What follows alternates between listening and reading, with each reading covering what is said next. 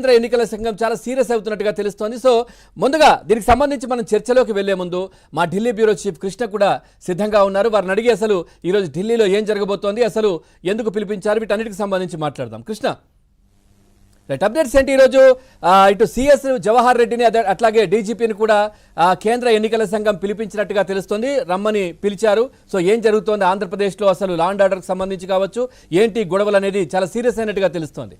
ఏం చెప్తారు, అప్డేట్స్ ఏంటి? పవన్, ఎన్నికల కమిషన్ సమ్మేళన నేపథ్యంలో కొద్దిసేపు క్రితమే ఢిల్లీకి చేరుకున్నారు ఏపీ సీఎస్, అదేవిధంగా డీజీపీ. వీళ్ళిద్దరు కూడా ఇప్పుడు లీగల్ ఎక్స్పర్ట్స్ తో భేటీ అయ్యారు. ఎన్నికల కమిషన్ కు ఏ విధంగా నోట్ ఇవ్వాలి, ఎన్నికల కమిషన్ కి ఏ విధంగా వివరణ ఇవ్వాలి అన్న దానిపైన ఇక్కడ లీగల్ ఎక్స్పర్ట్స్ వాళ్ళిద్దరు కూడా కలిసి మాట్లాడుతున్నట్లుగా మనకు విశ్వసనీయ వర్గాల నుంచి అందుతున్నటువంటి సమాచారం. ఎన్నికల కమిషన్ అయితే చాలా సీరియస్ గా ఉంది. పోలింగ్ తర్వాత జరిగినటువంటి హింసాత్మక ఘటనలను ఎందుకు అరికట్టలేకపోయారు, అసలు హింసాత్మక ఘటనలు జరుగుతాయని కూడా ఎందుకు పసిగట్టలేకపోయారు, అసలు ఎవరి మీద ఈ దాడులు జరుగుతున్నాయి, ఎందుకు జరుగుతున్నాయి, అసలు పోలీసుల ప్రోద్బలంతోనే అక్కడ ఈ దాడులు జరుగుతున్నట్లుగా మీడియాలో పెద్ద ఎత్తున ప్రచారం జరుగుతుంది. అసలు ఏం చేస్తున్నారు, అసలు అక్కడ ఏం జరుగుతుంది అని కూడా ఎన్నికల కమిషన్ ప్రశ్నించింది. అయితే ఎన్నికల కమిషన్ ఇచ్చినటువంటి ఈ యొక్క సమ్మేళనలోనే చాలా సీరియస్, చాలా ఘాటైనటువంటి పదజాలాన్ని కూడా వాడింది. ఆ పదజాలాన్ని కూడా మనం ఒకసారి చూస్తే, Commission has repeatedly emphasized that there is absolutely no scope of violence in democracy. It is in this context that the Commission has taken cognizance and extremely serious note of various media reports of forceful violence in various parts of Andhra Pradesh.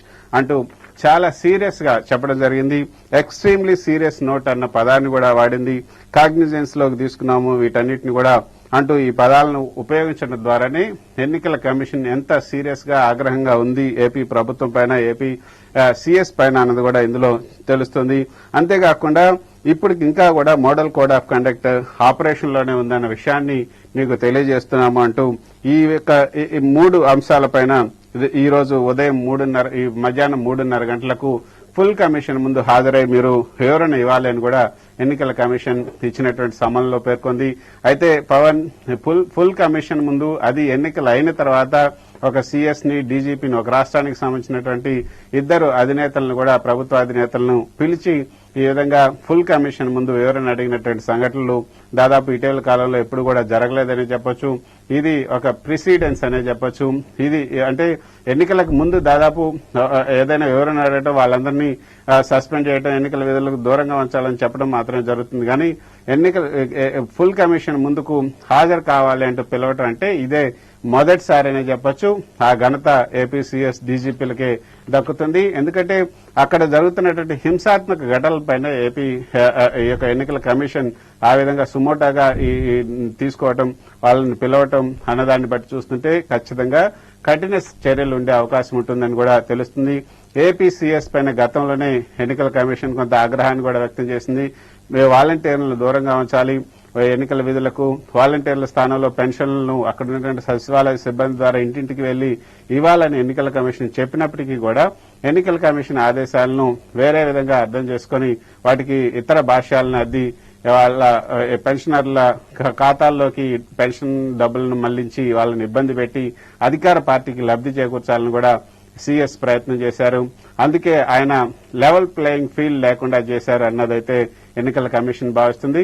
మరోపక్క DPT ద్వారా ఎన్నికలకు polling కు ఒక రోజు ముందు DPT ద్వారా 14,000 కోట్ల రూపాయలు ఈ యొక్క లబ్దిదారులకు అందజేయాలని కూడా తాహతాతలాడారు.